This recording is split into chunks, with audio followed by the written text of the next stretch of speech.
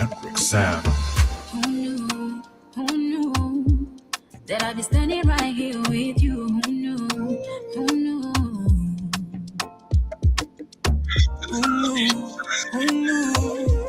that I'd be doing this life with you? Who knew? Cause we are complicated kama hesabu, maswali mengi bila jawabu. I be thinking and I got no clue. I'm trying to see it from your point of view. When the world around me don't make sense, you put your hands around me like a necklace. I put nobody over you. I give you me, you give me all of you. I choose you. I don't ever want to lose you. Can't imagine it if you walk away. Don't ever walk away. Walk away, my love. And I choose you. I don't ever want to lose you. Can't imagine it if you walk away. Don't ever walk away. Don't walk away, my love.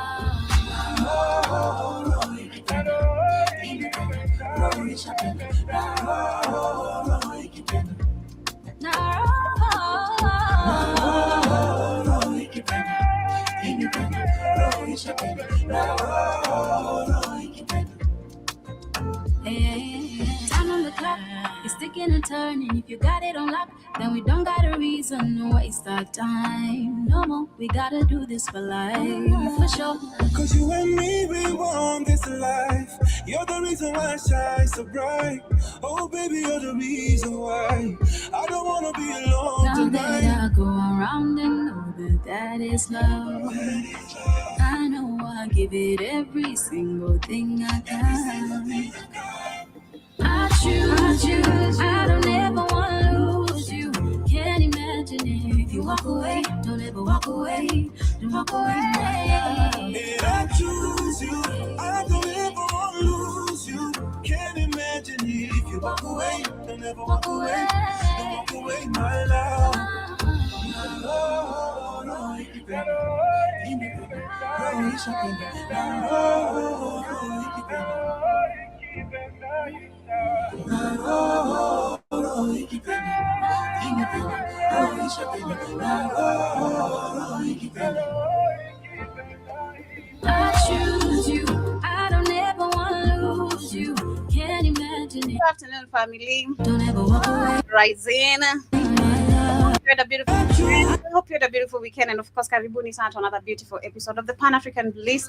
My name is Joby. To those who are here for the first time, and to the returning listeners, as always, on the radio station Spreaker, Spotify, BitChute, where we catching this amazing voice from. Karibuni sana, and of course, wishing you a beautiful week ahead, and hope you're ready for today's conversation as we talk about the skills that survived in every economic collapse. We're going to be looking at a very interesting conversation today as we learn a few things, because a lot is really happening globally, where so many things are about to be affected economically, but we need to understand and learn a few things, which I'm also going to be educated myself, a few things that we can actually use, apply, or skills that we can still maintain and that can keep us pushing despite the hard economics. I've seen actually prices of so many things in different countries are rising up, not just the price of oil, gas, and all that. The economy, what people surviving, it's really hard. And I think that's going to be backed, of course, by what is happening in many countries, of course, right here in Africa. I'm going to be talking about what is happening, or rather what has happened during the weekend. More reveals and information is coming out, where they're talking about over an estimated over 120,000 settlers from Israel have settled in Uganda, fleeing the war in the Middle East. So this is not just happening in Kenya, South Africa, but East Africa as a whole. And apart from that, we also had Israel saying that Nairobi is now one of the countries, or rather Kenya is one of the countries, by Nairobi city to be specific, is at the edge of Iran's 4,000 kilometers missile range, raising fresh global security concerns. We're going to be talking about that, much more coming from still Israel. We're going to be looking at a video I bumped into, which is a very old video showing actually the old Jerusalem, and the people who were there, they were just black people. They were not the current Israeli people we see, all these invaders. It was just black people. And I'd say much more so coming from Nigeria, as we talk about survival of economic collapse. Nigerians, actually, it's only 6% of them that actually feel financially secure. These are oil-rich country for people to believe in this way. While on this other end, we also have the U.S. President Donald Trump, who said during the weekend that actually Africa has a lot of potential and a lot of mineral resources. I think last week we talked about also how the U.S. Is facing critical minerals and all that, and they're looking forward to be partnering different countries. We've seen them even threatening other African countries like Zambia and so much. We also have Uganda, which is estimated to benefit actually the first millions of money from their oil revenue, and much more coming from other places right here in the African continent, including the DRC Congo and the deal they've made with China. So karibuni sana. I hope you guys get to enjoy. But before we get into that, kindly remember to get yourself these organic supplements we have. I keep telling you, we have amazing organic supplements. In case you've purchased any, we'd also like to hear your review so that people can understand actually what we talk about. How has it benefited you? We'd like to actually also leave your reviews actually down there on the BHFN Sports page, where you can get yourself multivitamin, ashwagandha, CMOS. We have Brain and Focus.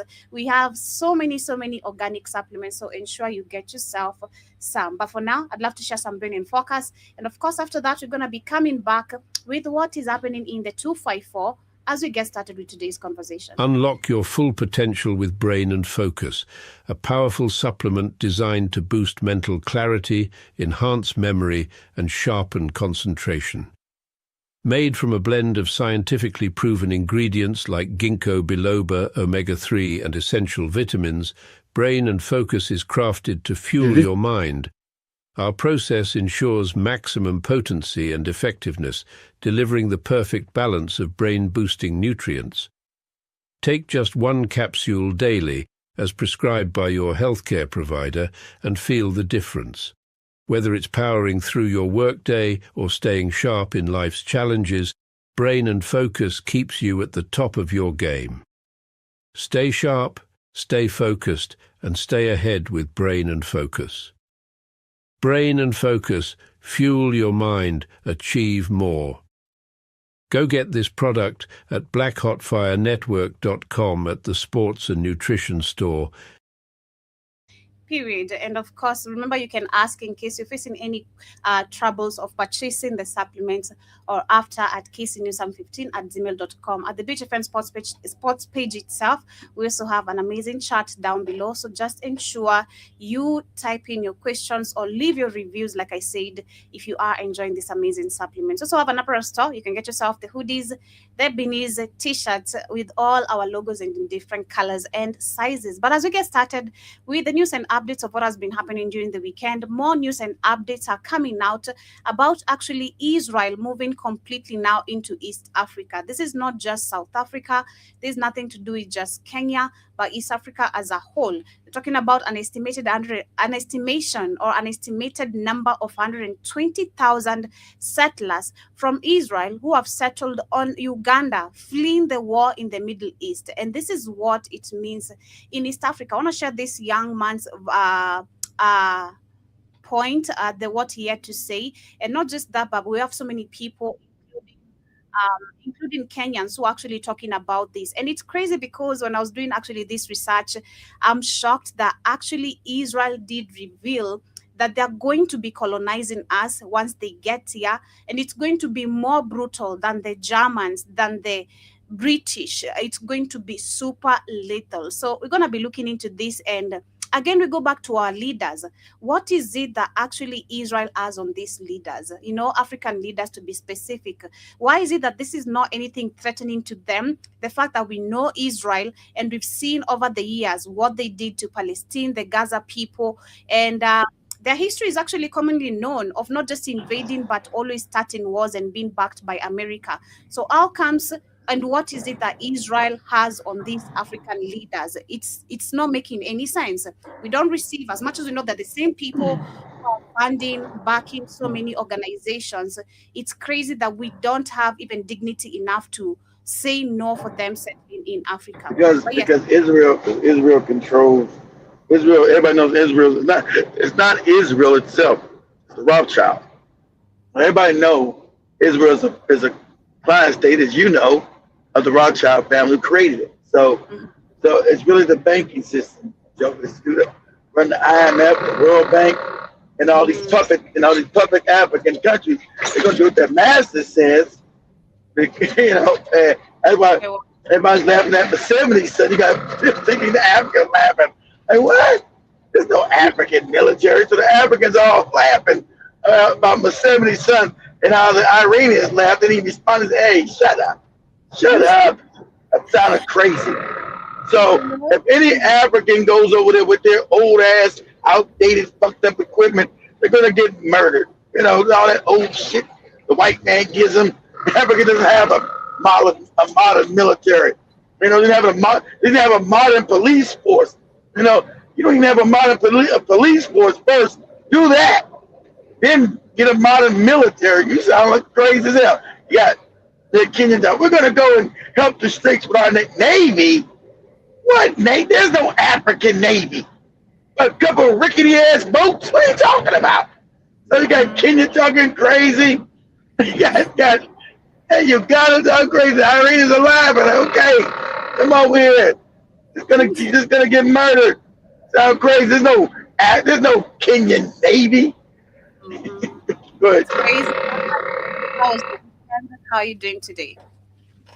My day, how was your weekend? Pretty good. Did Gwen ever show up? Yeah, she actually just left. Yeah, she just left literally just right now. She just left. All right. Amazing. Party over time. Party all the time. Yes, I had so much fun. It's been a minute since I partied that way. So yeah, zero regrets about it. Zero regrets about it. But yes, we started with that. We started with what is happening, of course, in East Africa, because apparently Israel is not just moving to Kenya, to South Africa, and all that. They're even now advancing and paving, escaping the Middle East and coming to Africa, and specifically Uganda and Kenya. So they're talking about an estimated number of 120,000 Israelis actually have moved. They are currently in Uganda because they're fleeing.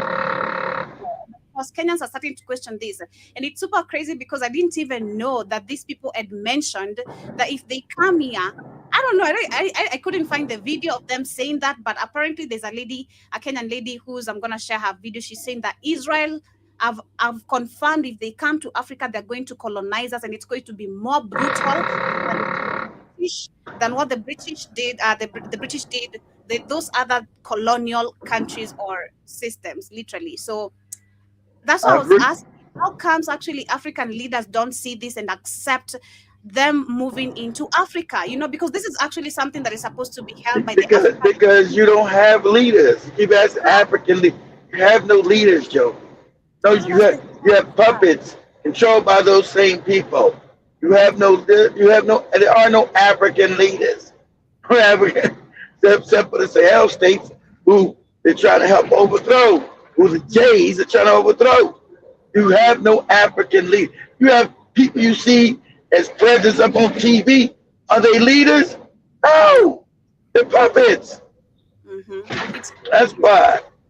This is the Kenyan guy who actually mentioned. This is true. Then Uganda and the whole of East Africa will really, really be screwed. There are certain rumors that the Kenyan National Assembly is amending land policies and immigration policies in order to favor the chosen people. This is what Idi Amin was trying to save Uganda from. And I guess that's why he has been vilified over here. And you're screwed because you're screwed. You're also screwed because your people, Kenyans are starting over. Ghana's, you don't even know people are your enemies. And then you worship people. Problem with Africans, okay, we're going to be honest again, see that the African mind is fucked up. You're fucked up in the head. You have the mind of children. Everybody knows you have the mind of children. Your parents, your grandparents, you have a mind of children. You don't know who your enemies are. You gave a goofy ass book by your enemies that says these people are the people of God. And you believe the stupid shit.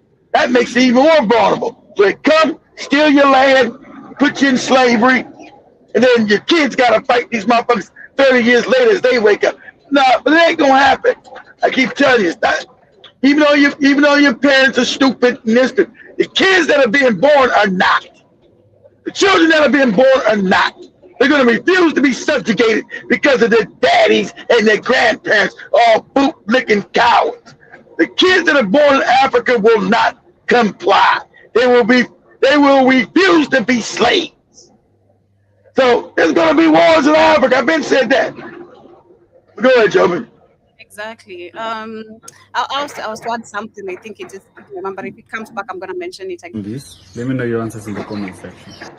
Yeah, so this is again, yeah, we really are screwed, and if we don't act upon this, because it's gonna start with the same way we have in South Africa. They started with Orania, and I bet, of course, the other bunch, of course, we don't even know, because Orania, I think, became even more famous, especially when Odemaya went, and personally knew Orania after Odemaya went there, and he was showing us history and all that.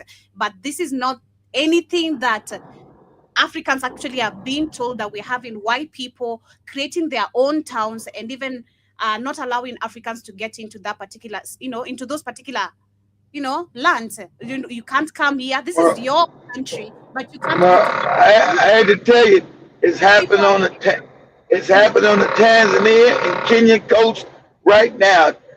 In Diani, Mombasa, you got white people there who do not allow black people in their areas.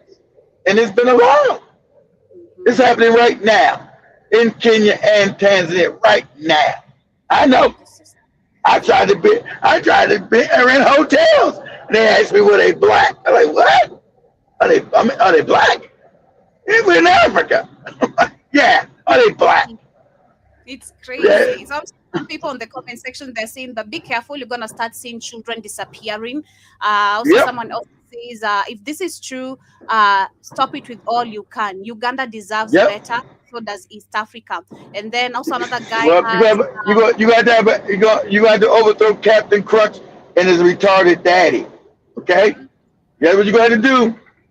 You guys got to stop being cowards. Your country is ruled by morons. That's why they're there. Someone is questioning, when will Africans wake up? History is a great lesson. Take heed. Sorry. Take heed. But then I learned history. So that's the whole thing. We never knew that Africans are not taught no history in none of these goofy schools. In these goofy schools, the Africans are not taught nothing but Bible bullshit or island shit. We didn't know that. The Africans are not taught no history. They don't know no history. So they don't know when people show up, they're white. That's a missionary. Oh, it's a Jew. These are people of the Bible. Mm-hmm. Yeah. I said we're really effed up, because going back on that part of history, which I keep on, and I've understood also with those years of reporting and everything I've learned, how history is so important, because it makes me understand the current effects of today. Exactly. And we going back to trace the same thing. Why is this happening? The patterns, literally.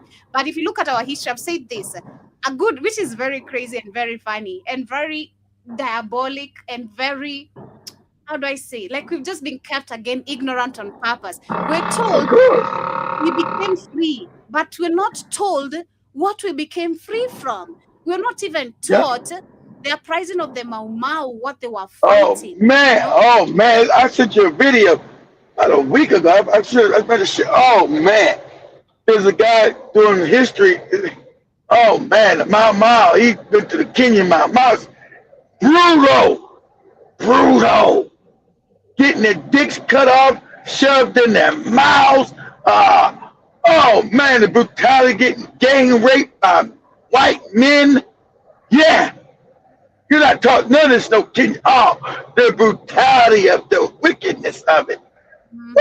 Woo! Shit, I like, had me messed up. Wow. Mm-hmm.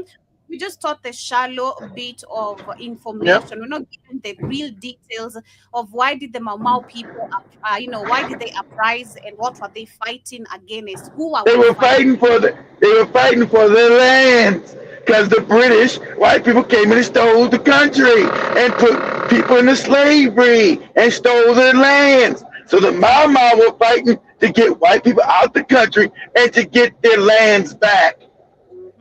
But that's not taught. That's why actually history is missing. And then just a few other comments. Someone says, Don't let those people in. Also, another says, Idi Amin kicked them out for a reason. Now you inviting them back, it's even more crazy. And that is Museveni. And the son talking crazy, or we're gonna what? Can you first talk about what is happening in your country currently, East Africa? And again, that's what we're back to. Getting paid. You don't even got paid roads, and you're talking about going to war. Shut up, Mark. Go pave the roads and create schools and universities first. Develop the country. Talking about going to war with somebody. Sounds crazy. That's why the Iranians, they might have took the Kenyans a little more serious. They laughed at you. The Iranians like, shut up, stupid. Start laughing. They laughed at you because they know you don't have no real military moral. But you're going to fight somebody. You ain't got good schools, good roads, good hospitals. What are you talking about? Yep. Yeah, and of course, during the weekend, still under Israel, we had them actually confirming that now we are at the edge of Iran's 4,000-kilometer missile range, raising fresh global security concern. And now the fact that you're talking about 120,000 of them in Uganda, we're not sure about the number of those who are in Kenya. We've not been confirmed, despite apart from just the land being acquired, which is 500 acres. We are not sure the number of the Israelis currently in Nairobi. And of course, this can should raise security concern because we're talking about genociders. We should be scared. Actually, we as Kenyans, we should be scared. They don't know the history. So how would they know? How would they know? That's why they say he's screaming hard about these Israelis. We always showed that they were on a part of apartheid and keeping Africans enslaved in South Africa. They were the power of South Africa. They're back in South Africa right now. I told you, look up this real quick on TikTok. Say fence. Say massive fence being built in Cape Town, South Africa. They're already dividing these morons. They're stealing land, saying black people can't go on these parts.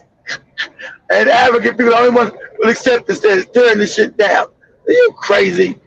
Fuck are you coming in here talking about we can't go on this side of the country?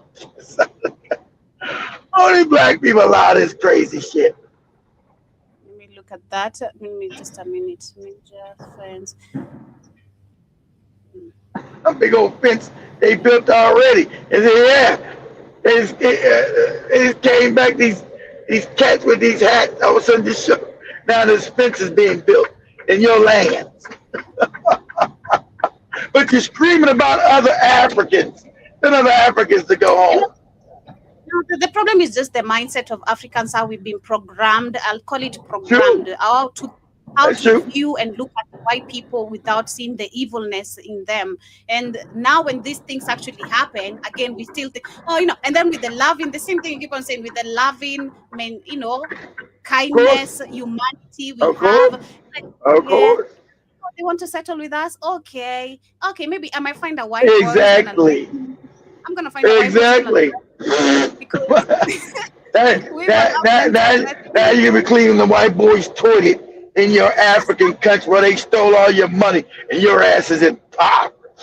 It's crazy. So as I showed that, during the weekend, like I said, they're saying that Israel has raised concern over Iran's long-range missile capability, saying that it is estimated 4,000 kilometers range and could extend beyond the Middle East and place parts of East Africa, including Nairobi, at the outer edge of potential.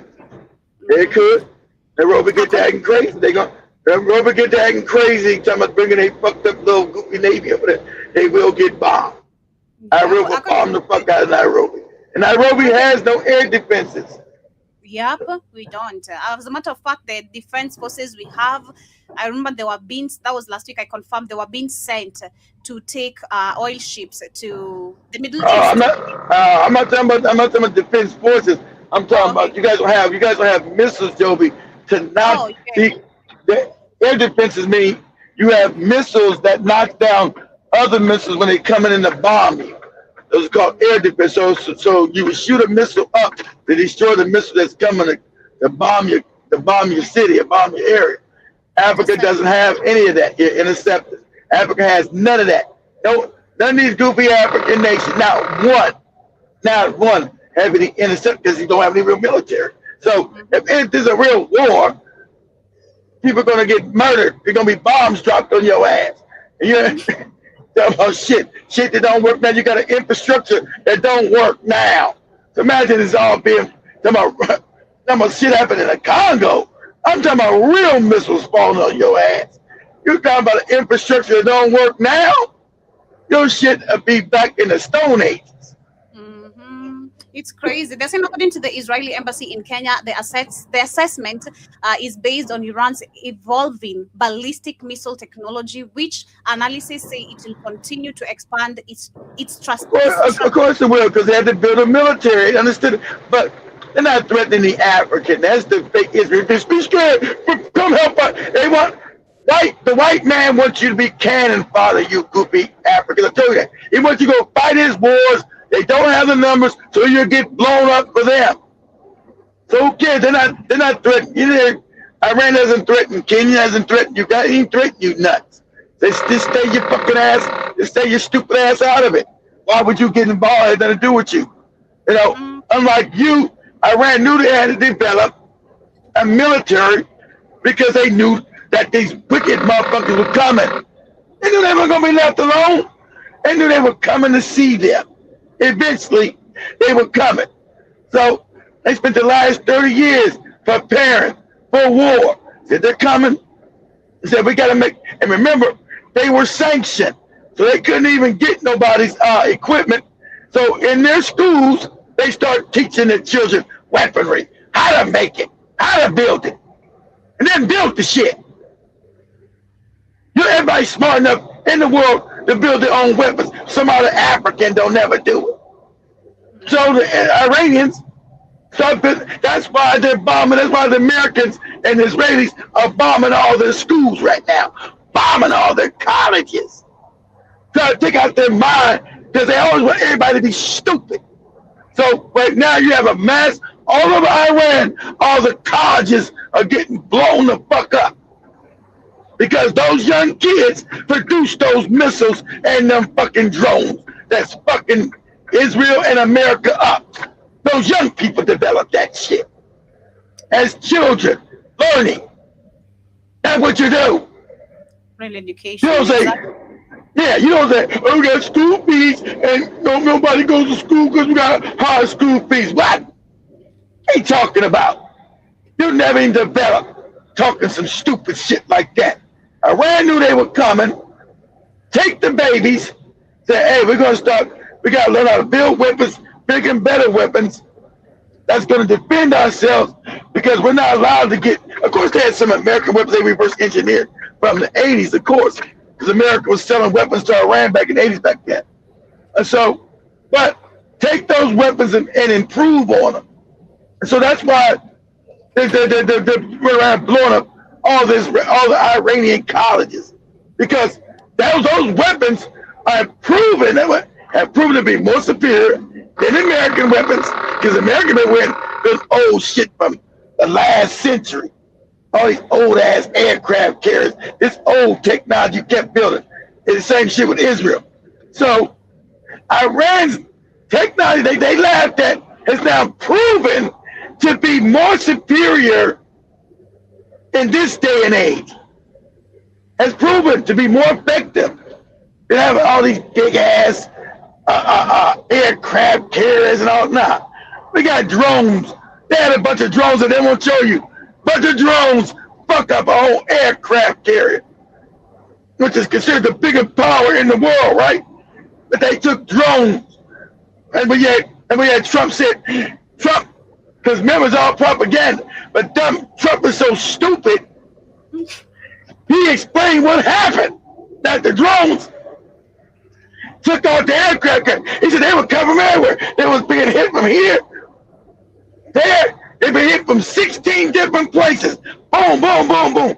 From these drones that these kids learn to build, that these children learn to build. I remember Joe showed that this moron Trump did. They did propaganda. Oh, we don't know what happened to the aircraft carrier. There's no proof. Iran fucked them up with drones created by these kids. So you teach your babies, dummies, education. in kitchen warfare. So that's what they did for the last 30 years. And so they knew they were coming. Hey, we got to build our own infrastructure, our own military industry of building shit. And we got to be able to, we can't outmatch the Americans with the money. So we got to be more creative, more innovative. Because we don't got money for those big ass aircraft carriers and all that shit America does. But we don't need to. If we build something that can blow that shit up, it becomes worthless. You know, we got some shit that can blow them up. Hey, so that's what they did. So all these drone weapons, and also, sadly, you know, these drones will blow up all these American bases. They found, if you guys don't realize, the Americans left some of those bases in the UAE, right, when the hotels. They said, and Iran's been looking for their ass, and finally found them, and started blowing their ass up in the hotels. So a bunch of Americans got killed in Dubai, sitting in them hotels, because them drones found their ass, and then commenced to blowing their ass up.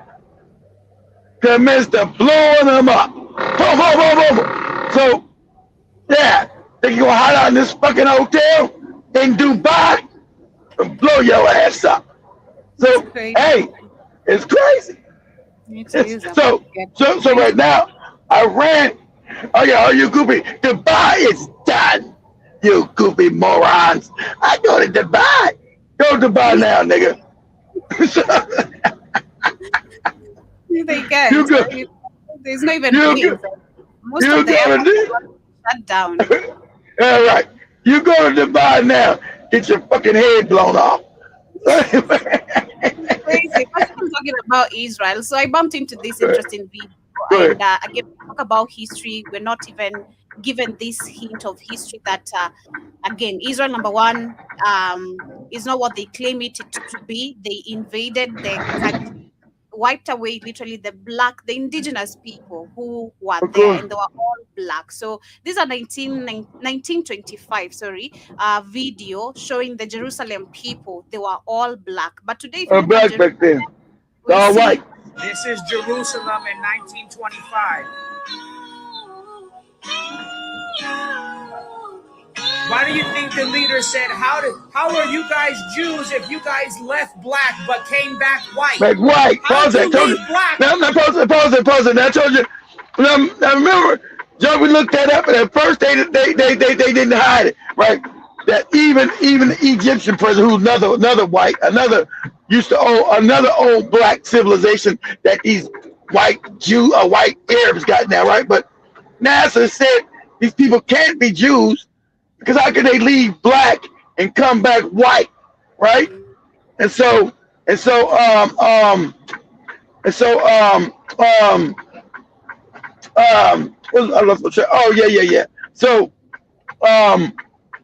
all these areas back then were black. Like I told you, even Iran was black. All these areas have been invaded, and other people have cosplayed you. They're now Arab, they're now Persians. Original Persians are Africans, are black. So all these white people have now invaded these countries and now claim to be you, cosplaying you. But anyway, yeah, go ahead, Joe. But came back white. We've been lied to. Critical thinking. It's the same even with the Bible and all that bullshit. Adam and Eve were white. Where did black people come from? Like, I don't know. I don't know. They never said that they were white in that book. I don't know how you got that, Joey. I'm sure they showed you pictures. Yeah, they never said they were white in the book. Still, they portrayed white, and that's all we know. Okay. Yes. Okay. Yes, they did. But they never said that. Okay. Yeah, they portrayed white, and that's all we received. It's super crazy. But this was Netanyahu in a video of him talking about the potential of Africa. So this is in 2024. So the plans of them moving into East Africa, despite back then in the history when they're supposed to settle between Uganda and Kenya, is that they've been talking about it. This is something they've been thinking about. If we fuck up here, we're going to come back to where we thought about it first, which was Kenya and Uganda. Uganda, of course. It's happening. And And this is sad. I don't know if even Ugandans, some of the Kenyans at least, they do know, because again, Kenyans, I think, we're the people in East Africa, to be specific. I don't want to say the whole of Africa, but better educated. better educated. Then we got so much information. And today, You are? with the internet and all that, people are literally going into history and doing research and doing videos about things that we've been lied to. And you question, why is it that I was being told this bullshit in school? Why is it that I'm not, and I didn't even know this in school, that I have to learn now as an adult? You know, it's super crazy. Like I'm saying, they won't give us real education for us to understand our enemy. And this is why the enemy can still come back in Africa, True. because we're not being taught who the enemy is from the word go. True.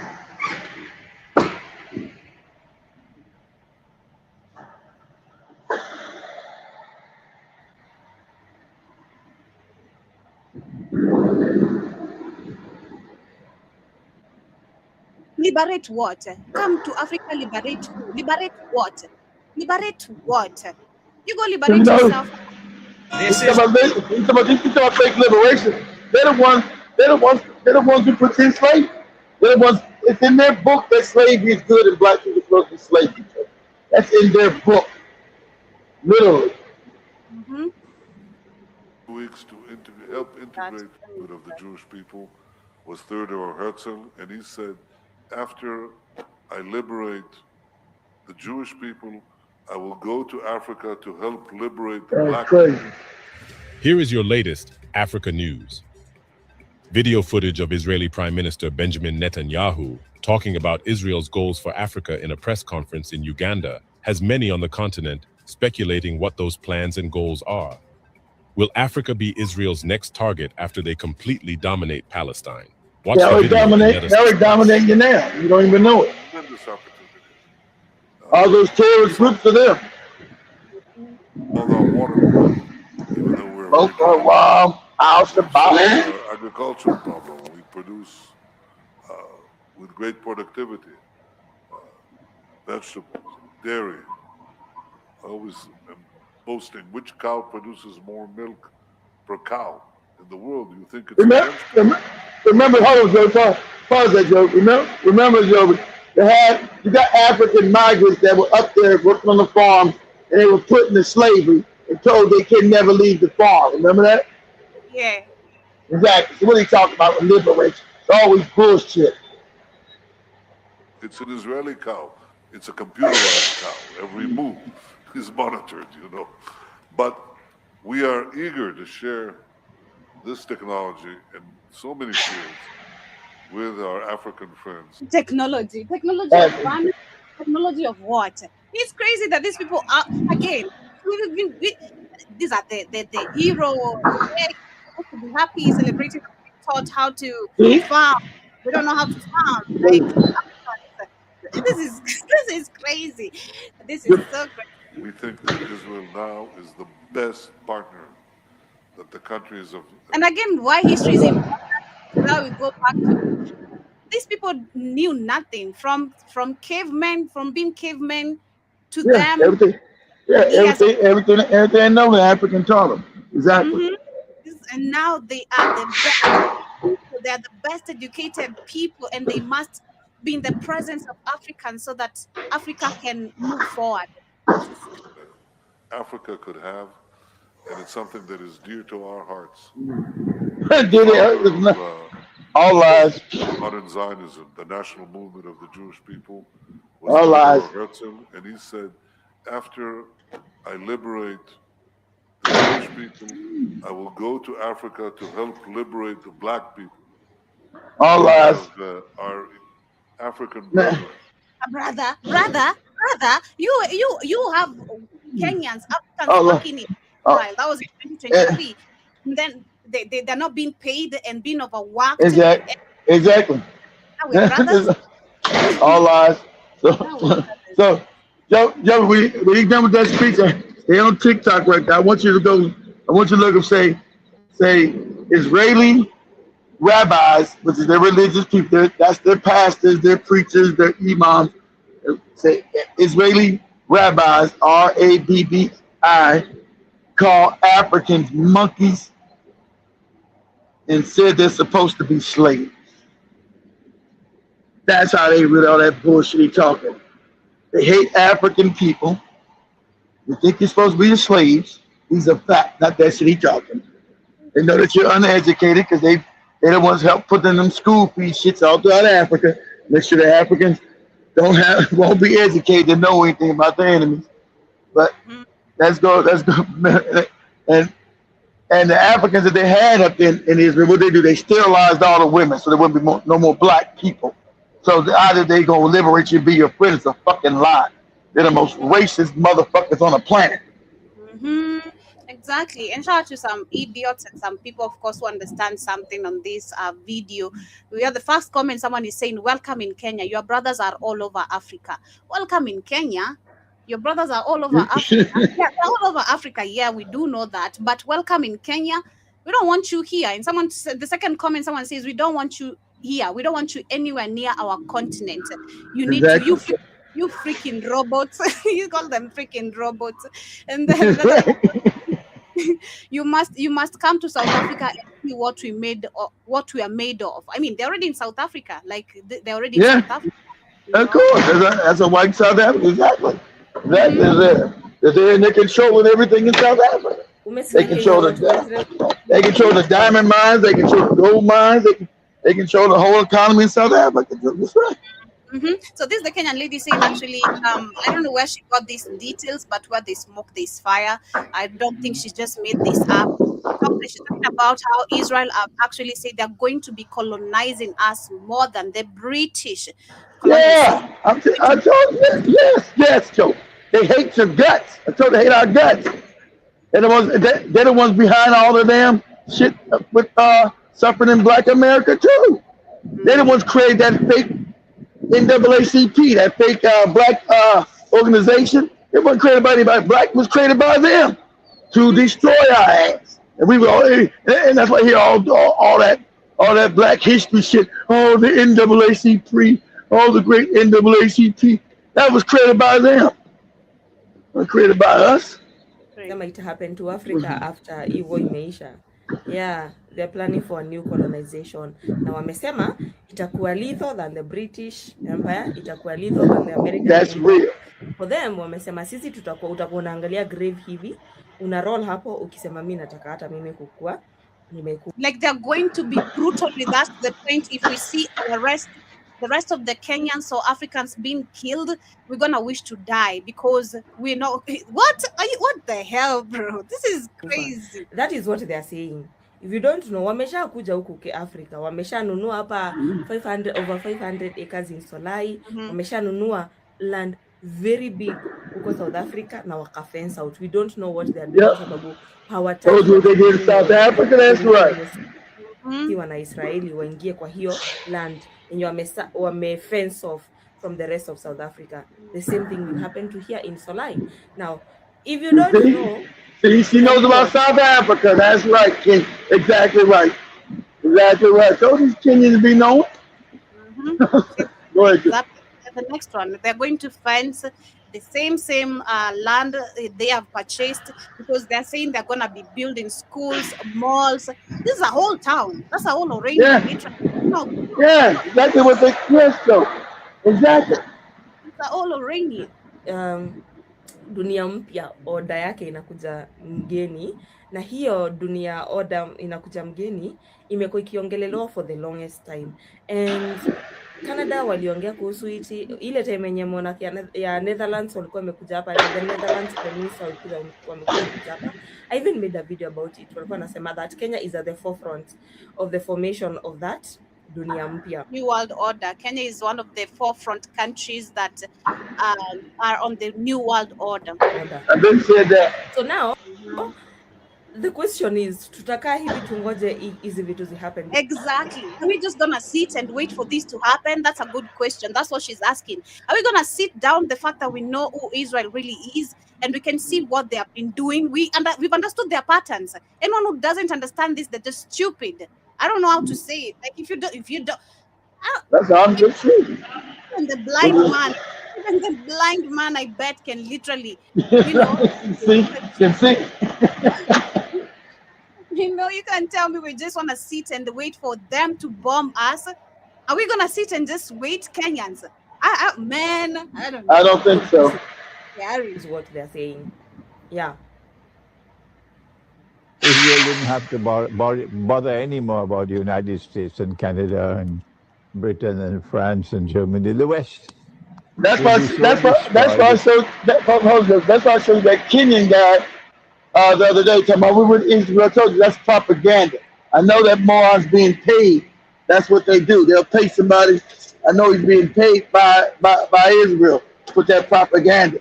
Oh, we got to go to Israel because of the bombing in Kenya back in '98 of the embassies.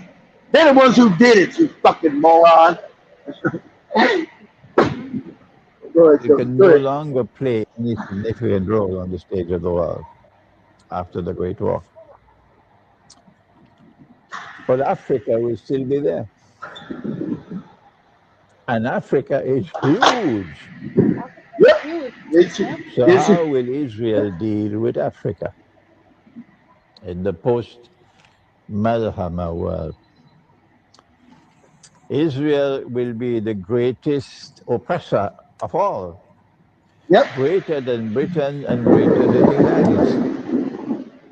And our Prophet, Allah's blessing be upon him, warned that oppression will become so great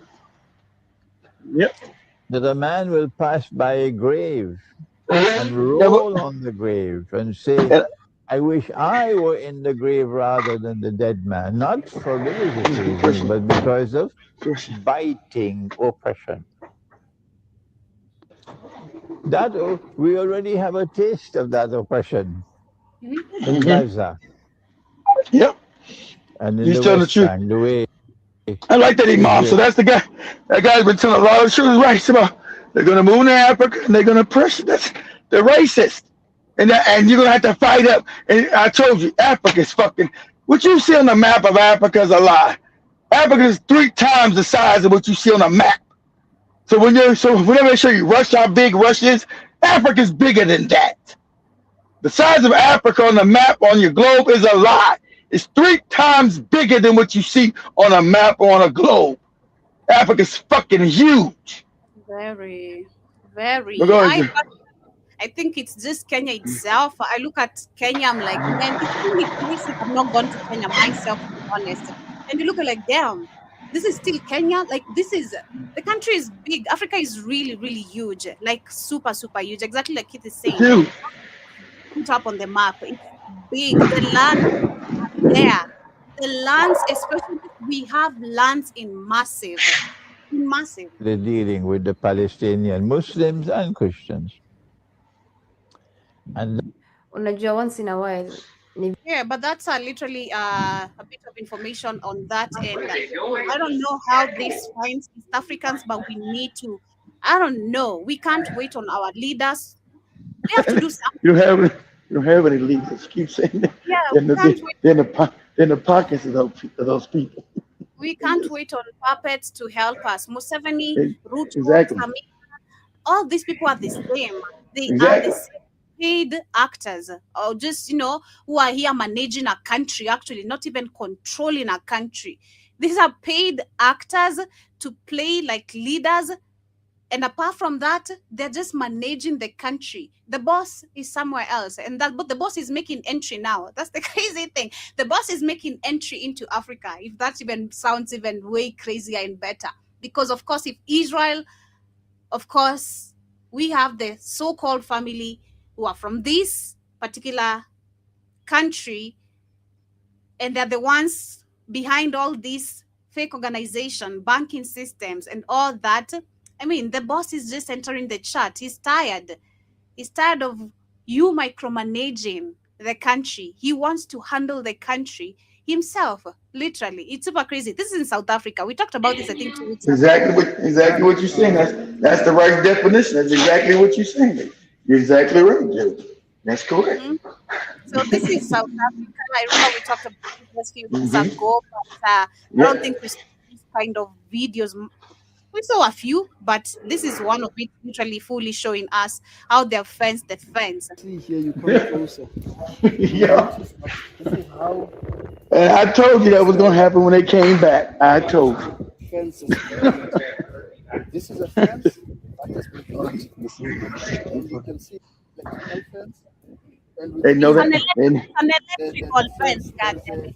So no, you Yeah. can't even go there as an African. This is not where you try to cross Europe and all that type of shit. They're in your country. and you can't even cross that shit. You know, yo, shit. This is crazy. wire. Wire. And you can see there are cameras there. I told you that shit. I told you why. I said, watch what they do when they come back. I told You you. know, if you check at the back where I'm standing, you will see that there is a mountain. You see, this is a mountain. That land is big. God damn. That's a big land. I told you that's what we're gonna do. Tell me, this is a mountain. So children that grew up here in this area, children that grew up in this area, you can check here, you can check the ocean. Now they do not have an access to the mountain anymore. These children do not have an access to the mountain. I mean, they say a rich Zionist guy bought this land. I mean, guys, if you think what is happening in Gaza, in Palestine is far, it's happening right now in South Africa. It's happening. This is happening. Exactly this. Started happening long time ago. The problem with you guys, South Africans, and you're the worst. I'm so sorry to say that. These people, instead of kicking out the wrong people in their country currently, How about that? busy actually demanding money from Africans who have businesses from other countries. Yeah, I told you. This is literally happening. I saw a video that was circulating last Friday. They were going to shops after shops of fellow Africans who are from other countries, telling them, you have to give us your money. We don't care how much you're making. Give us all that is in your wallet. Wow, I didn't see that. Problem. The Africans are not your problem. The white people are your goddamn problem. And again, How about that? we are so mistaken on not even knowing who the enemy is. Either so much in front of our eyes, very much in front of our eyes, but we don't see that. We're busy blaming other Africans. Gaza. Crazy. This is how Gaza is No, dividing Israel and the people of Palestine. It's happening now in South Africa under the DA government. Personally, being honest, I feel sorry. Of course, this is in Africa. It's happening. It's a fellow African country. But do I feel bad for South Africans? Hell no. I have zero pityness. I feel like that's the point where I've gotten. I have zero pity for South Africans because this is happening. It has been happening. You've heard Orania again. We have other few that are not popular, but I bet they're there. But I'm not going to feel pity for you because you're busy handling other Africans who are also being, who are facing the same oppression as you as a black person because of the same bad governance, bad leadership. You too. White people. You better. You bet. The sad fact is, though, you know what? You know what? You gotta care. Thank you. You know what? You gotta care. Because it's still Africa, it's still your land, whether it's in South Africa. Remember those borders are fake. It's still your land. I still care it's Africa, but do I care about the people who don't even care about themselves? No, you can't. It's like you going trying to help a street person, Keith, and they don't want to be helped. You know? I get you. But I'm sure that's not all South Africans. That's true. But I've not seen personally a number of percentage. Maybe he who is now a bit concerned. I've not seen a percentage of number of South Africans calling out. I agree, but understand their media is controlled by those same people, and the propaganda they've been getting fed of hating their own African brothers, and also to love their enemies. And it's been really bad and even hating us. So, cause we'll send you a video before we end. We still got a long way to go before we end today on your show. But go ahead. I don't want to interrupt you. Go ahead. Okay. I want you put. I want you put. I also want you put the video with that, with those rabbis. Yeah, I got it here. The government. It's happening in the Western Cape.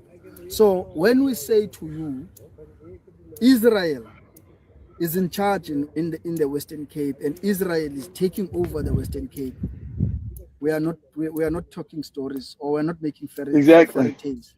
We are speaking reality. This is happening, as you can see. The fact that you all sat down, watched this happening without even beating any of them, telling them this is your land and standing on it, even if it's gonna cost you sleeping there every day and night. Nah. I don't know about the people in Nakuru, and that's why I'm also questioning, because this is happening in Kenya now. So I'm trying to see. Personally, I'm very concerned. I'm concerned about these people now. The fact that they're in Kenya. I've been talking, we have white people here, but it's not really. We're not really fucked up like South Africans. We've been hit. The reality is catching up with me. They are here. What can I do about it as Joby? Personally, I can't do anything about it individually.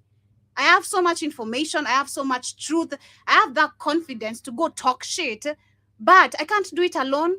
And I can't just talk shit because... Of course not. It's got to be. Of course not. Of course not. It has to be action. You're right. There has to be some action with it. So I'm waiting to see the reaction of the people of Nakuru, because so far I bet we don't have a fence yet like this one, but I bet that's where they're heading. They're going to fence them. It's coming. Of course. Of course it's coming. Of course it's coming. Of course it's coming. What are we going to do about it? Like the Kenyan lady is asking, are we going to sit down and watch this? Are we going to become South Africans, sit down and watch this, or are we going to put actions? You can see. Just come closer. You can see the cameras there. Look at this whole fence. Put it all up again. Apartheid again. Coming to Africa, claiming your land is their land, and then fencing them. Because they know you as African people, you're weak. They know you're weak people. You don't fight for nothing. You're cowardly. So they're coming back to do it again. So they will come back in Kenya with the same bullshit. South Africa, I agree with Joe, you should be more, because even though Africa, everybody was colonized, but you've been with these people more than the Kenyans, more than the Ugandans, more than the Ghanaians, more than the Nigerians. You've been with these motherfuckers as much as us. Exactly. So you've got no excuse not to know. Maybe Kenya, Uganda, Tanzania, you should already know. So yeah, I agree. Exactly. Without me being taught, I could just like I said on Friday, I'm in the supermarket, then you have this white guy. The till is closed, but can I get that one opened? No, you can't. Follow up the line, goddamn it. They really get on my nerve. Like you just think because you're white now you should come with your white privileges here. Yes, yes, they do. White, like yes. Line. You better cue that line, and you better not talk to me, because I'm gonna talk to you crazy. And these people know me. You're gonna be the crazy one here, and I'm gonna ensure you look crazy. This is crazy. Got me fucked up. It's super crazy. Oh yes, the God of Israel. Enslaved you will remain. Africans are supposed to be slaves. Look at what he's saying. And he's not lying, it's true. Africans are slaves even till now. Exactly. Have sense. Life is difficult for dark-skinned people living outside their native land. For instance, dark-skinned people that are living in Europe, in Asia, North America, in fact, anywhere outside Africa, treat like shit. Even in Africa, it's difficult for them. Duh. Now, I have faced racism. I have faced discrimination as a dark-skinned man.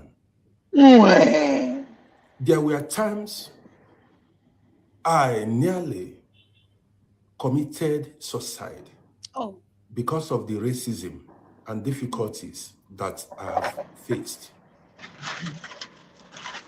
At a time, I hate. You see, I feel like that comes from a point of lack of education. The fact that you want to kill yourself because someone called you a slave and a monkey, like. What? Exactly. He wanted to kill himself. Yeah, he said that. Like, that's a point of lack of education. Aren't you, Joe? Aren't you have a low self-esteem? You're right. Exactly. How dare someone I consider as Jesus Christ, the Father of Heaven, call me monkey and slave? Baby, do you know who you are? You should know who you are first before you even feel intimidated by someone else. Like, this is crazy. Israel's Sephardi chief, Rabbi Yitzhak Yosef, is the subject of sharp criticism today, following his last weekly sermon when he compared black people to monkeys. Go back. I thought it said he was on the fire. No. We got to we're going his apologies in there somewhere. I thought it said he was because the Defamation League, the anti-Semitism. That was the sharp criticism? No. We're going to read this. Oh, okay. You just skipped over it somewhere, right? Huh? So we're going to read how he's not a rabbi anymore? Nah, but no, he's still there. He's still doing his. Of course, he's still a rabbi. Exactly. See, because you get to say anything about black people because black people have no power. Globally, have no power. So you're always bootlicks because you don't have any African country with any power. So, like I said, those are all bootlicks and puppets. So they say all their real shit in your face. You're monkeys. You're supposed to be slaves. Remember, they controlled the slave trade. They tried to hide it for years, but it was them. They're supposed to come back and liberate you, and they're the ones responsible for the slave trade in Brazil, in America, in Jamaica, in Haiti, all the Caribbean islands, in Colombia, in Argentina. Those folks were responsible for slavery. Yeah, they tried to hide the shit. So they come to liberate something. No, they come to enslave you. But everywhere they go, they come to enslave you. So you see them now once again going to South Africa, building walls and electrical fences, and you niggas, you're not allowed to come right here. Like, what? This is South Africa. This is Africa. So what? We're white, and you morons will do what you're told to do. You're puppet, you're scared, you're cowardly, you like to smile on everybody's fucking face. And this is what we think of your ass. Now get this work. Get your ass on that fence to get electrocuted. You're gonna get barbecued over here. Stop Man, come on. This is a rabbi. This is an actual Jewish leader. And then they defended it by saying, well, no, he was just quoting from the Talmud, so it's okay. Exactly. The Talmud, because the Talmud, exactly, that's their holy book. The Talmud says, it's in their book. I told you, it's in their book. That you're a monkey and you're supposed to be a slave. They're wicked. You got motherfucking Kenyans and all these goopy Africans. Ooh, like that dumbass motherfucker I showed you, that Kenyan motherfucker. Oh, we're going to stand with Israel. It's because of the bombing. Iran did that. I said, tell me that's propaganda. You don't understand? No, you won't get me with your Iranian propaganda. That's what he told me. You don't get me with your Iranian propaganda. I feel like it really has to be in you. You really have to be African. Makes sense for you not to even want to be around these people. Like I'm saying, personally, I've never ever been attracted, wanted, thought of dating a Mzungu ever in my life. Until I went to my grandma, I didn't even know I'm their type until I went to my grandma, and then she's like, "Oh, you should bring me a Mzungu." What? I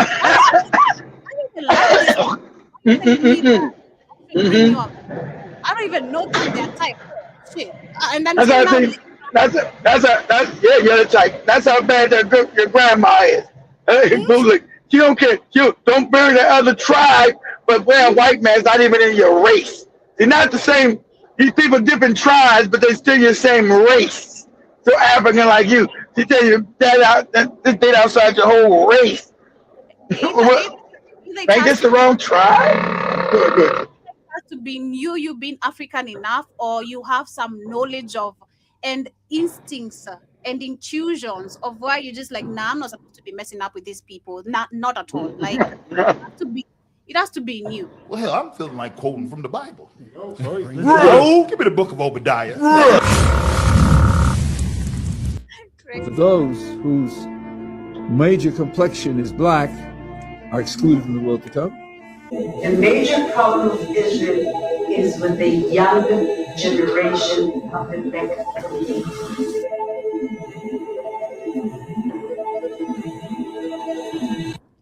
This video I am making to the African Americans. Which is the original color? Which is the original color? Black. He's a Catholic. What are you saying? African Arabians, to the Black Europeans. This video is very, very important. The United Nations has approved that slavery is the one most dangerous thing that has ever happened in humanity. Well, guess who voted against it? Israel. Almost 130 Israel, America, countries voted for it. 3 countries voted against it. One country is United States, of course. The other is Argentina. And Israel. And the funniest thing is the worst one is Israel. Israel. Of course. So, but they come to liberate the black people. This is super crazy. This is super insane. This is super insane. I don't know.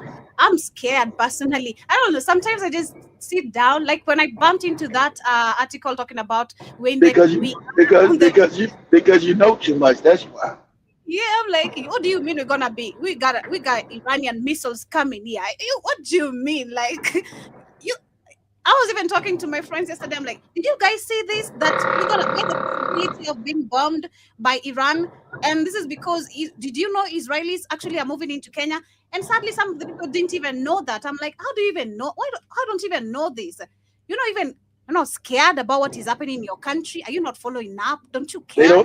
They don't know what's going on, Joe. This is scary, super, super scary. These are not our friends. It is as long as Kenya keeps his mouth shut. Don't if Ruto wants to open his mouth and stuff, and then talk about he's gonna build his rickety ass navy over the fake navy, whatever the hell that is. then you become a target because now you're allied with the Jays and the damn white Americans, and so now you're fair game. You will be bombed. Like I told the Morris, hey man, you better get out of there pretty quickly. Better come back in May because they about to bomb your ass. They told the Azerbaijanis to keep their fucking mouth shut. They know the puppet state of is not real, and the Iranians always said we will bomb you and then we will invade it and take it over. Okay? There ain't nothing you can do to stop it. Nothing they can do to stop little Azerbaijan to be invaded by Iran and taken over. That's a fact. Imori better come back because you ain't got no friends. When they bombed one damn airport, he said, I ain't got the major one. I said, let them keep running their mouth. Your ass gonna be walking back to Kenya. So, oh my God. No, him walking. But still about the weekend, we had more information. Looking at America voting literally against slavery as it to be considered as one of the crimes to ever be done in humanity. That's what makes these white people rich. Of course, them and Europe abstained, saying we're not gonna say nothing. That's what makes these white savages rich, Joby. The enslavement and then the colonization of black people. Remember, these are savage. Their history's been savage and impoverished. He had over the weekends talking about how Africa has a potential and a lot of mineral resources. Last week or 2 weeks ago, I talked about where America currently has lost many of the critical minerals. They're looking for African countries to partner with. We saw even them threatening Zambia because of them refusing to receive the funds of the that help nonsense and give us your minerals. Exactly. So the U.S. President Donald Trump has highlighted Africa's vast potential, pointing to its rich mineral reserves as a key factor of the continent's growing global importance. Africa is a home to a significant share of the world's critical resources, and including cobalt from the Democratic Republic of Congo, platinum from South Africa, and large deposits of lithium, gold, and and rare earth elements across countries like Zimbabwe and Namibia. These minerals are essential for powering modern industries, particularly in clean energy technologies, electric vehicles, and advanced electronics. So the same person who just said that Africa is a shithole back then, now thinks we are full of potential. Like, personally, I think I'm very heavy on words. I'm very on words. You're gonna use something against me, and trust me, it's gonna stick in my mind forever. And I'll always remember what you said, and I'll never. I was even telling Gwen yesterday about a friend who were friends. Okay, let me say, what do I say? A common friend we having together, and I was telling her why I don't mess with her anymore. I'm like, she did this and this and this. So you think you fucked me up last time, and I'm supposed to be. It's years later. I'm supposed to have forgotten about it, and now we're supposed to be friends. Are you crazy? Can you go rewind your memories? Let that remain in your mind that you saw me less important back then. Now I shouldn't be important to you still, and that should be Africa. If you are a shithole, how comes now you're full of potential? Let you remain a shithole. He had the audacity of questioning one of your presidents. Oh, you guys sound good English. How did you learn that? Like, I'm supposed to be forgetting that now I have potential. You insulted me in front of cameras, telling me where did I learn? Remember that? Trump is so wickedly evil. It's funny. They insult everybody. So you guys know he just insulted the goddamn that fake king of Saudi Arabia, right? So, yeah, he's going to kiss my ass. Crazy. You're just talking, and then you're supposed to be coming back. Then let's be friends. Oh, I think so and so they got potential. We can work together. No, we don't. You are the reason why Africa actually is drowning in poverty, because we don't benefit. And this to talk about benefiting, we have Uganda, which is expected to earn $594 million in its first ever oil revenue in the 2026-2027 year financial year. And I'm asking, where is this money going to be going? Because that it's not going to be going to schools, not to roads, not to hospital. Museveni and the rest are going, exactly, they're going to pocket it. It's not benefiting Uganda in any sort of way. And this is the same man, immediately when this actually oil was discovered in 2023, he ensured Ugandans they are going to benefit the most out of it. He promised, I remember I shared that, he promised Ugandans, you are going to benefit a lot. Our country is going to improve because of this oil. So you should not worry. And as a matter of fact, we're going to even give you more job opportunities because of this. Ugandans are on the streets every day smelling and soaking in dust. There's nothing good about Uganda. Just tell me, what do you know about Uganda? Maybe Maria could tell us, but still, she told you the fact about what is happening in our country. So did Setu from education. How much oil what they got? $500 million. That's it? Yep, $594 million. 594 for the year. That ain't shit. Damn. So that means most of that money went to white people. How is that? And so 7 and this goopy Captain Crunch son, they're gonna steal the rest. Give it to the rest of you. They keep him in power. And that's why he's still in power. That's why he became a president, because he's a good sellout, a good manager of a country, but in just selling it away. And so it's Skedi. Like I said, Skedi, all he does is just grow his balloon stomach and his head. Nothing in Congo grows bigger. The Democratic Republic of Congo and China have signed a new agreement to deepen cooperation in mining sector, as if China is not actually extracting so much in DRC, and there's no any kind of, again, when it comes to this partnership cooperation from all over Africa. The deals Africa get is always some bullshit. How do you give millions worth of resources for some pieces of paper, and not even leave alone pieces? Sound like Maggie Foley there, Joby. These deals don't make no sense. These are deals on a drunk person would sign. Yep, exactly. Like, how do you give millions of money just for some pieces of paper? And then, even to make it worse, you collaborate, partner with China to build you road projects, and they're all shitty. Look at Kenya. Our expressway road is always flooding. It's always a swimming pool every time it rains. It's crazy. The drainage is poor. Everything is just crazy, and yet we still it's China made. very China made. And how does that leave us? Because if you look at the countries that are benefiting and how Africans are living, this is the state of Africans' majority. You know, just always with buckets, bowls of rice, and all that. 6% of Nigerians are the only people who are secure, financially secure despite the economic. 6% in a country of 250-something million people. That's all that means. That's all you. That's the political. That's 6%. Mean that's the political class. It means the whole country is fucked up. Whole country starving. Only 6% means the whole country starving. And then we wonder why actually Africans have their pictures all over around with bowls of rice. You know, this is the reason why. Because we don't want to hold and call out these people are supposed to be held accountable. We watch them pass with their fancy imported cars that cost millions. We need to start storming these people in their cars. How many of us can die? Because exactly how many of us can die before we decide that, you know, these people are going, and they're gonna step out. And that's why we're going with Ruto. Ruto, you must go. Again, you must go. People are tired of you. We're tired of you coming with your convoys of millions of cars in places where people are drinking dirty water. People where there's no water drainage, there's no food, there's no schools.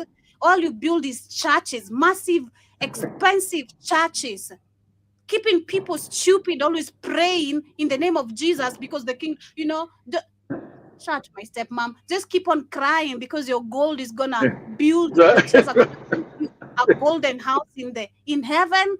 The bullshit we've been told, man.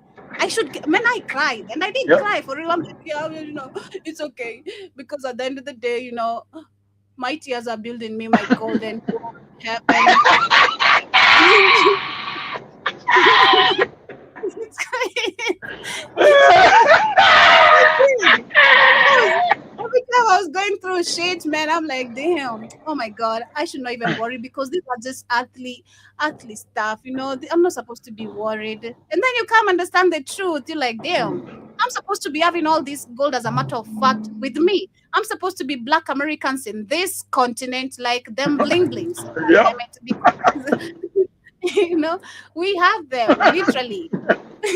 It's crazy. But they're saying despite economic reforms aimed at stabilizing Nigeria's economy, a new report reveals that only 6% of Nigerians are currently feel financially secure. And this highlights a growing gap between policy changes at the top, of course, and the everyday reality faced by citizens, many of whom continue to struggle with rising living costs, inflation, and reducing purchasing power. In recent months, reforms such as fuel subsidies and removal and currency adjustments were introduced to strengthen the economy and attract investments. While these measures are often praised by economists and international observers, they have also led to immediate financial pressure on households. Basic expenses like food, transportation, and housing have become significantly more expensive, and leaving many Nigerians feeling economically vulnerable.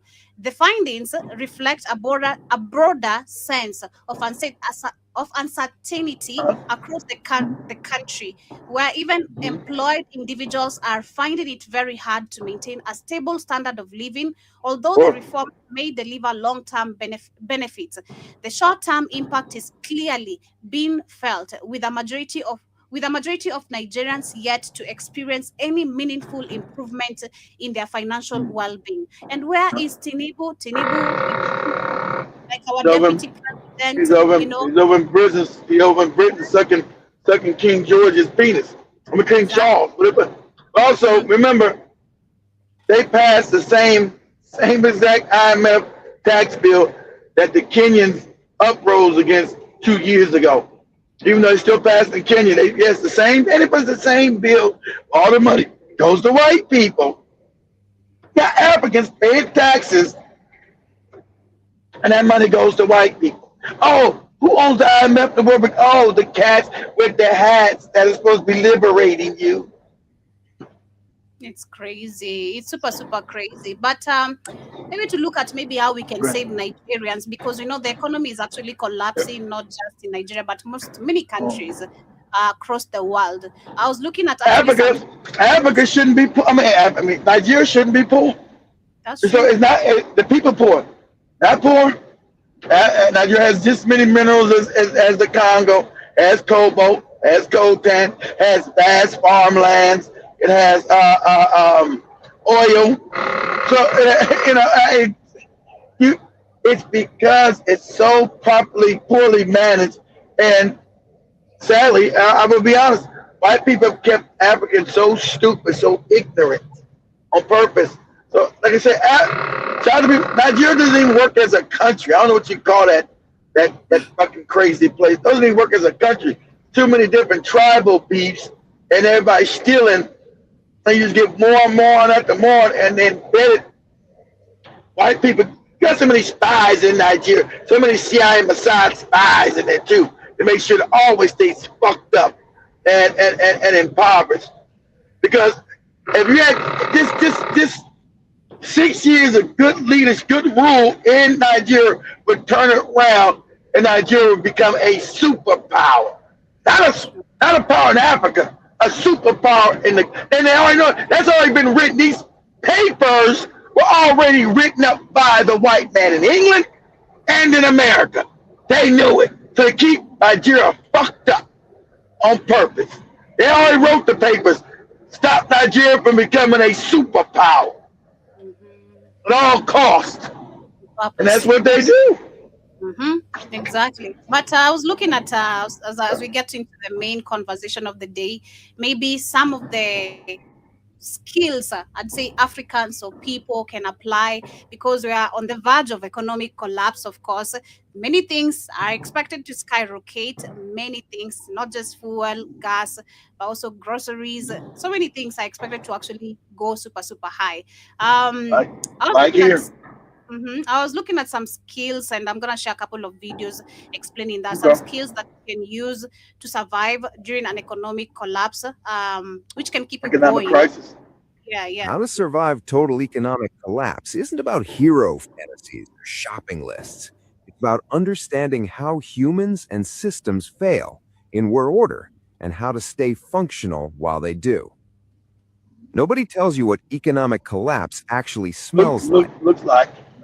Gas station that ran out of gas 3 weeks ago. It smells like a bakery that stopped baking. It smells like your neighbor's generator running at 2 a.m. because he knew something you didn't. That's you, Keith, with your generator. That's right. You better get that thing inside before they grab it, like. And now he's the most popular man on the street, and also the most dangerous. This isn't a video about stacking gold coins in a bunker. This isn't a video about buying freeze-dried meals that taste like cardboard soaked in regret. This is the video that tells you what actually happens to a human body, a human mind, and a human community when the economic machine stops. And more importantly, what the science of survival actually looks like when you're standing in the wreckage with nothing but instinct and whatever's left in your kitchen cabinet. Welcome. You're already late. Let's go. Phase 1. The first 72 hours, when everyone still thinks it's temporary. Here's what nobody models in their collapse simulations. The first 3 days are the most dangerous, not because resources are gone, but because people haven't accepted it yet. And a human in denial is a human making catastrophically bad decisions. ATM error, supply chain thing, bank website down for maintenance. And then all 3 happen on the same Tuesday, and that ancient lizard brain part of your skull starts whispering, this is not a glitch. Your first job is not to panic buy, it's to think in systems. Water, 2 liters per person per day, minimum. Food, your body survives 3 weeks without it, but your decision-making degrades after 48 hours of caloric deficit. Power, not for comfort, for communication. And in a collapse, communication is the difference between finding help and walking into a trap. Step 1. Fill everything. Bathtubs, pots, bottles, that decorative vase you got as a wedding gift and never used. Fill it. Water infrastructure runs on electricity. Exactly like what Keith was saying last week about the possibility of Iran destroying majority of the fresh water bodies. I bumped into that article actually, which was explaining it also the same way. And just to pause on that, it was saying that someone once said that the World War III will happen because of water, and now it's getting very true. Trump threatened Iran's power plant. Iran threatened the Gulf's desalination, the water. Plant. The same Trump threatened power plants. Iran threatened to destroy every desalination like that plant in Gulf. 100 million people depend on those plants for drinking water. Ask who gets the reconstruction contract when the shooting stops.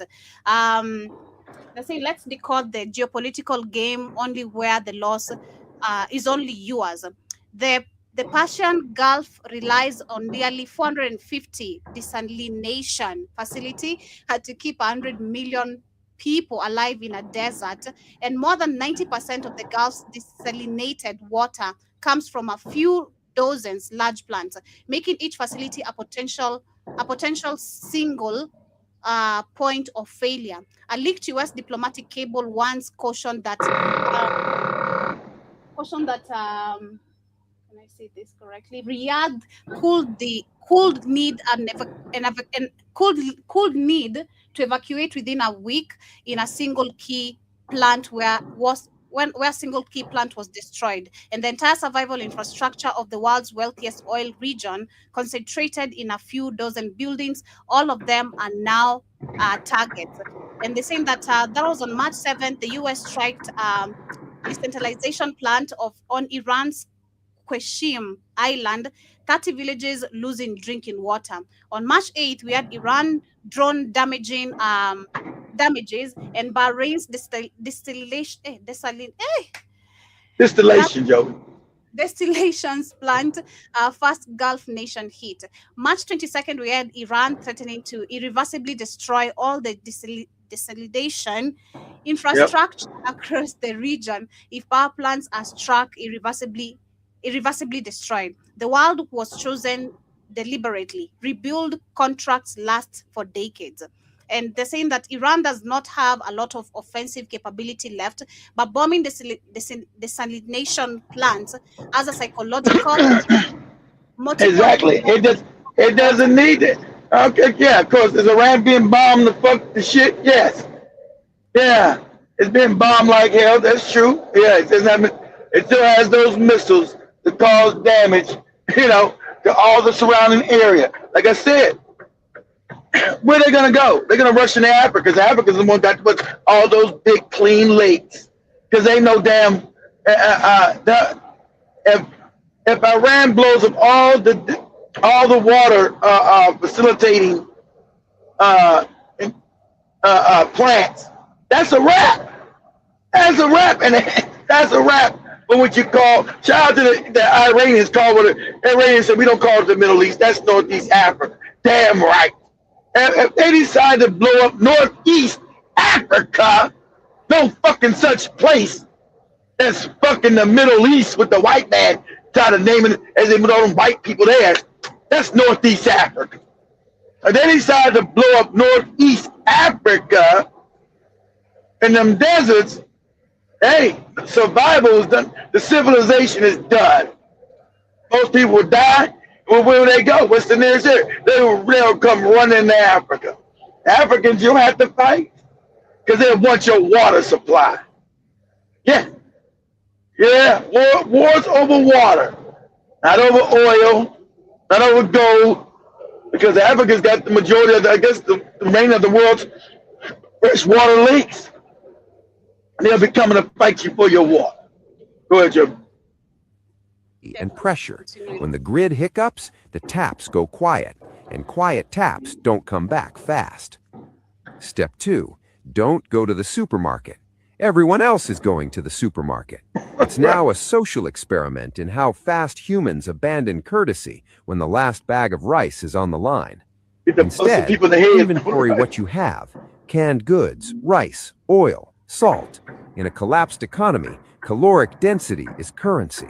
A can of beans outvalues a 50-euro bill that nobody will touch. Right. Step 3, the one nobody mentions, charge everything. Every battery, every power bank, every device. The grid is still on, for now. And for now is the most valuable window you have. Phase 2, the first 2 weeks, when the denial breaks and the chaos starts. 2 weeks in, the psychology shifts.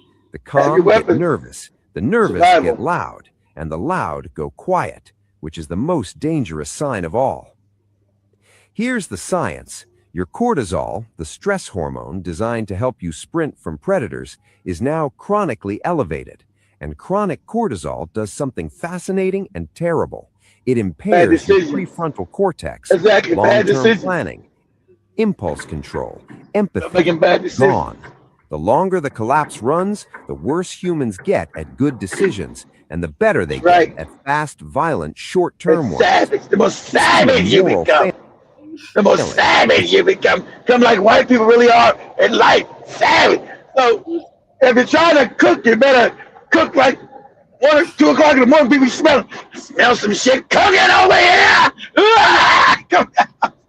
You ready to shoot a motherfucker in the head. It's biology, and knowing it is your first real advantage. So you build structure before your brain stops wanting it.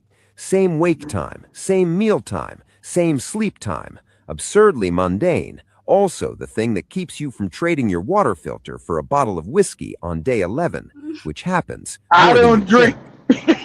Now food. Here's what the prepper community never tells you. Fat matters more than protein. Your body can convert protein to glucose through gluconeogenesis, inefficient but functional. What it cannot do is synthesize essential fatty acids. No omega-3s, no omega-6s. Your brain degrades, your hormones collapse, your immune system goes quiet.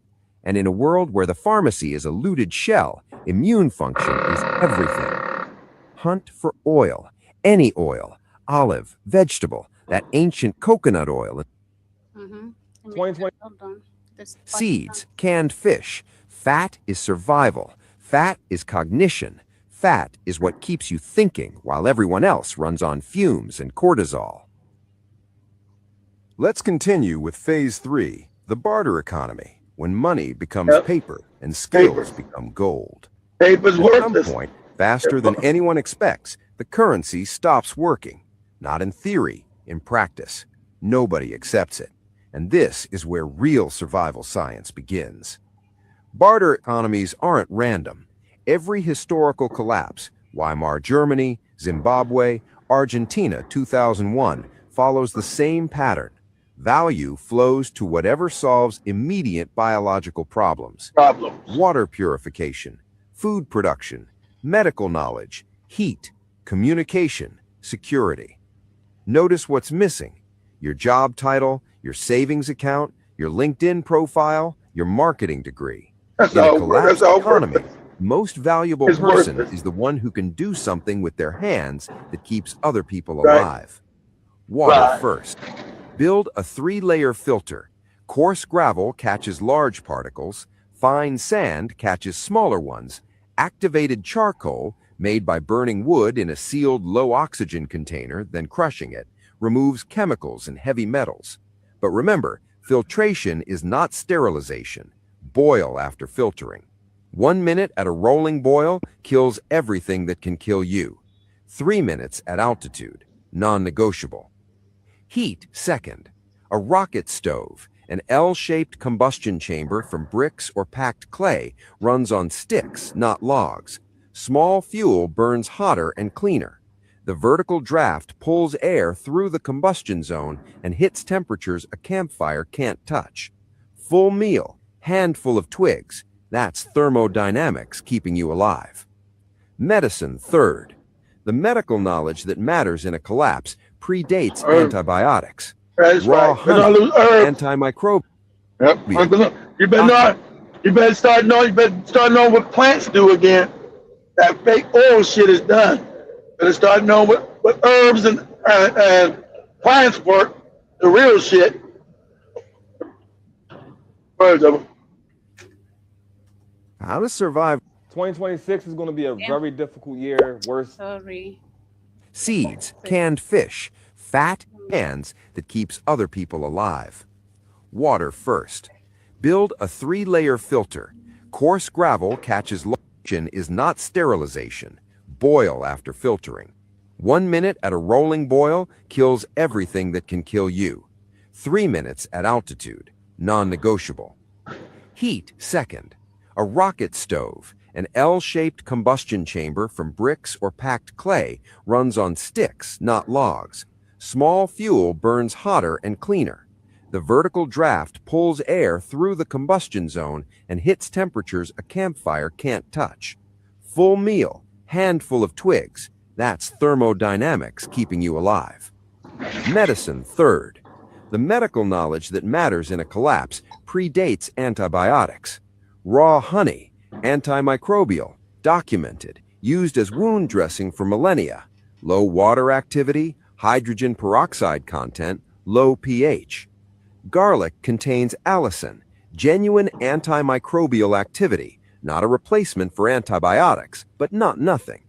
Willow bark contains salicin, which your body converts to salicylic acid, aspirin essentially. Boil the inner bark, drink it, it works. This isn't folk mysticism, it's organic chemistry that predates the pharmaceutical industry by several thousand years. Phase 4, the community question, the most dangerous variable. Here's the truth, no solo prepper wants to hear. You cannot survive alone long term, not because of resources, because of sleep. You have to sleep, and while you sleep, you're completely vulnerable. Minimum viable security requires 2 people. A functional survival group needs 8 to 15, small enough to decide fast, large enough to cover skills and watch rotations. The most dangerous period for group cohesion isn't the initial crisis. Research on Antarctic expeditions, submarine crews, and disaster survivors all agree. It's weeks 3 through 6. Adrenaline gone, novelty gone. The charming person from week 1 is now the person everyone wants to exile by week 4. The groups that survive this are the ones that set functional rules early, not moral rules, operational rules. Who decides what? How resources are split? What happens when someone steals? These conversations are deeply uncomfortable. They're also the difference between a community and a mob. Phase 5, the long game, when survival becomes civilization. Past the first month, the calculus changes. You're not surviving a crisis anymore. You're building a new normal. Humans are cooperative animals, not the strongest, not the fastest, but the only species that transmits knowledge across generations at scale. Every civilization that collapsed eventually rebuilt, not because of gold or guns, because of people who knew things and taught others. So the final survival tool weighs nothing. Learn now while the internet still works. Lactofermentation, salt, water, vegetables, 10,000 years of preserved food. Open-pollinated seed saving. Hybrid seeds are sterile. Open-pollinated ones reproduce. Basic electrical repair. Physical map reading. Bone setting. Negotiation. The collapse doesn't end with a bang. It ends with people, slowly, painfully, brilliantly, building something new from the wreckage of the old. And the ones who build it aren't the ones who had the most stuff. They're the ones who had the most knowledge. The economy is a story we all agreed to believe in, and like all stories, it can end. But here's what the history books know and the panic merchants don't want you to remember. Humans have survived the end of every economic story ever told. Every empire that fell left survivors. Every currency that collapsed left people who figured it out. You are not fragile. You are the product of 100,000 years of ancestors who survived things that would make this look like a minor inconvenience. The science is on your side. The biology is on your side. The history is on your side. Fill your water containers, learn your skills, find your people. And if the engine of civilization growls back to life, congrats, you survived. If it doesn't, congrats twice. Yeah, so that's just a short clip. I've shared it to Jibba Jabba, but once you open it, I think you should click it to this part too. So I hope you find that under the same page. I'd love to share a couple more, but I had those one too specifically that literally are giving you the real skills and how you can use them to survive. You know, no panic buying and all that. You can find ways of surviving. So Nigerians. Oh, go ahead. Okay, you go to the chair. Yeah, I want you at this bit. I want you to say, I want you to go stay on TikTok and say, same thing it's happening in Australia right now. Say grocery stores in Australia are empty. Yeah, they panic buying, empty. It's happening now. See. There's no oil in Australia. The gas is going. Can't get shit. The market's already happened. That's why I would never say, hey, would you like to live in Australia? I was like, hell no. Okay, this video is going viral right now when two ladies in Australia went into this grocery store. It's playing in reverse right now. And it's completely empty. They went to get like chips or something. And the shelves are completely barren. Now, we mentioned yesterday, it seems like Australia is the first domino to fall in this shocking situation, but it's a glimpse of what we could see happening in other countries in the very near future. Remember, there's a lag from when in 2020 the lockdown was announced. It was like a month later that the economy was really just boom because of this whole shitstorm. So as we can see here, mainstream news is now talking about how a prolonged diesel shortage could halt the economy, empty supermarket shelves, and spike food prices by up to 50% due to higher transport and production costs. Now, mind you, don't think too hard about the fact that Australia in the 1970s produced 70% or so of its own fuel. Don't think about how in Canada, Alberta produces so much oil, so much natural gas, so much stuff, it's shocking, but we send it over to Saudi Arabia and then we buy oil from them, which makes a lot of sense. And don't even get me started what's going on with Texas, with their biggest or one of their largest oil refineries that's on fire yesterday. And Texas can produce oil. Why is that not powering the United States? Instead, it's coming from who knows where. And also, does oil really run out? I'm just saying, like, does it come from fossils and ancient dinosaurs and phytoplankton? I'm just saying, there's other things going on here that is absolutely shocking. Now, come 2030, will we be in electric cars with lab-grown food because the food supply collapsed and the energy or the automotive industry and the way fuel works changes? Because that would be just, you know, such a coincidence that some organizations have been planning something like that, and then this shocking situation unfolds, which leads to all those goals being met. You see what I'm saying? So Sienna and I have just come to Coles to literally get popcorn, and look, there's nothing. Look at the shelves here in Darwin. What the? This is literally, there's nothing. There's one apple. Oh, yeah, some lemons.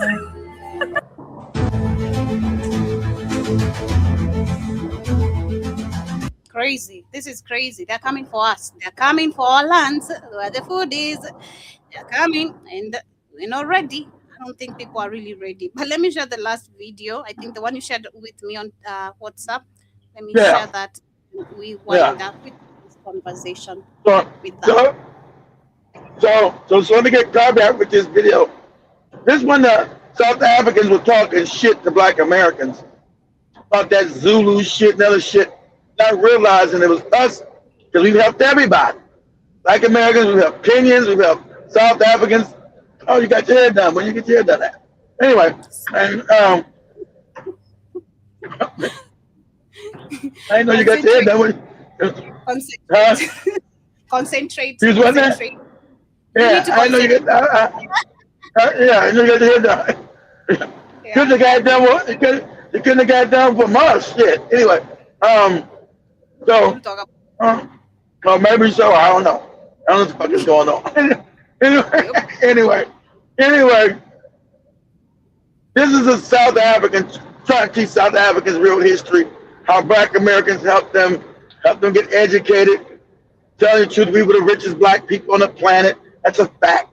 There's a lot of, I don't know what the judge, he's always crazy, showing how we before we got bombed, before Black Wall Street even got bombed, Black Wall Street was helping South African Black people set up certain systems in South Africa to fight the racism there over 100 years ago. Go ahead, Joe. Okay. African people on game here because it seems as if they are so. Okay, so I'm gonna have to put my own people, my own South African people on game here because it seems as if they are so clueless. There's a historical amnesia when it comes to us as a people. So this right here is John Langalibalele Dube. You can see the date where he was born. John Langalibalele Dube is the founding father, one of the founding fathers of the SANNC, the South African Native National Congress. You guys know it as the ANC. And John was influenced by this man right here, Booker Taliaferro Washington, who wrote the book Up From Slavery following the Emancipation Proclamation in 1865. And here you have it right here. Dube enrolled in the Oberlin Preparatory Academy at the age of 16, the son of one of the first ordained pastors of the American Zulu Nationals. Right here, he went to Ohio. He studied in Ohio. Your founding father of the ANC that you all love very much, Nelson Mandela, Chief Albert Lutuli, Oliver Tambo, the founding father studied in Ohio, and he got training skills from African Americans.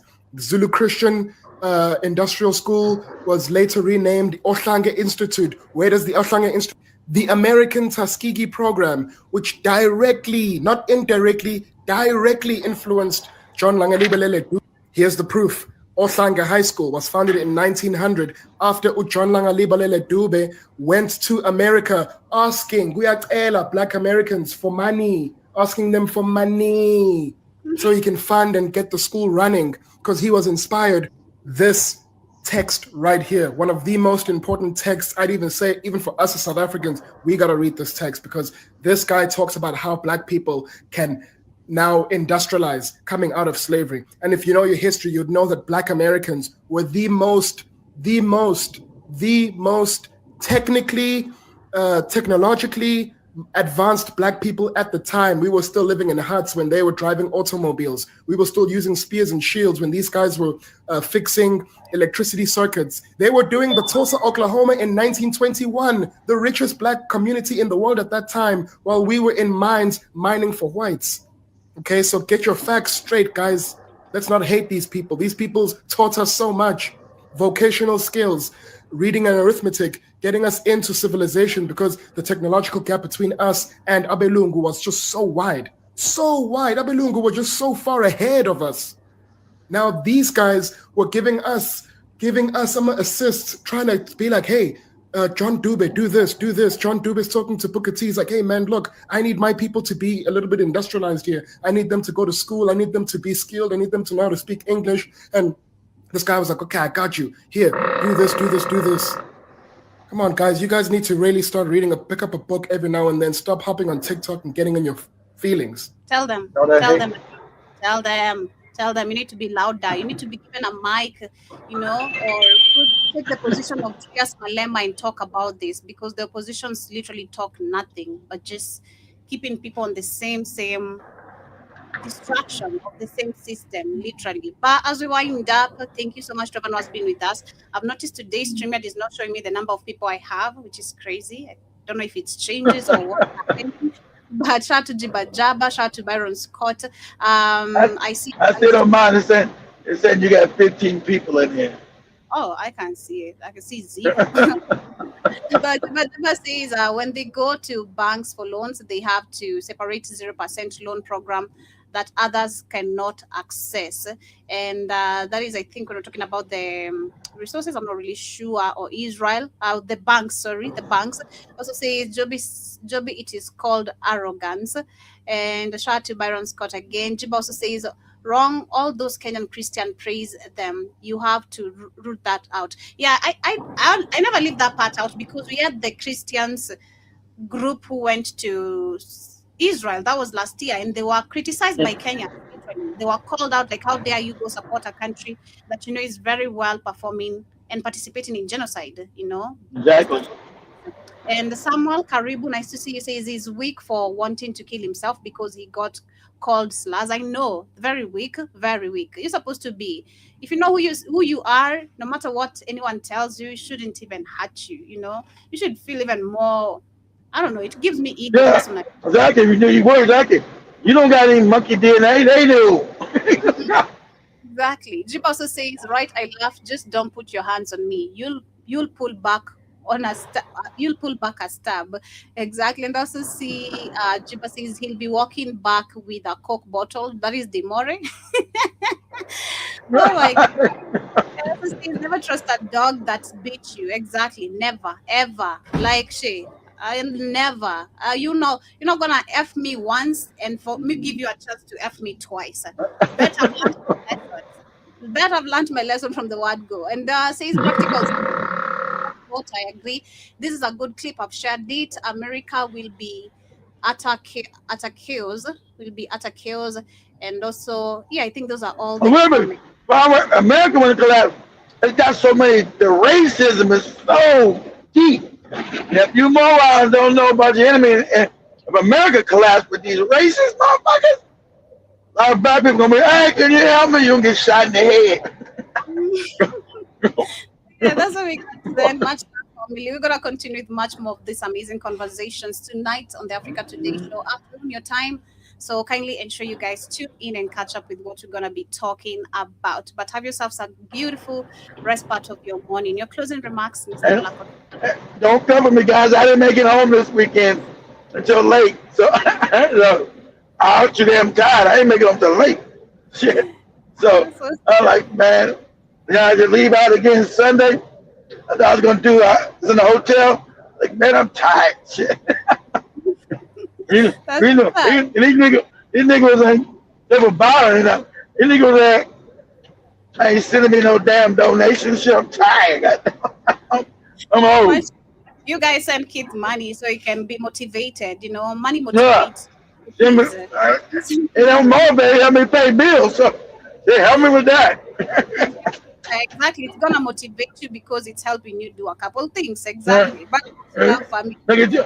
Jump with a new hairstyles and shit. That's it costs money. Gotta pay her shit. Much love, family. Have a beautiful. Thank you so much for tuning in. For those who shall be catching this on a replay, hope you guys get to enjoy. Leave your comments, like, subscribe. If it's your first time right here, and peace, and we're out. We're coming back with the Rhythm Scoop Show, so kindly ensure you tune in. We're gonna be talking about.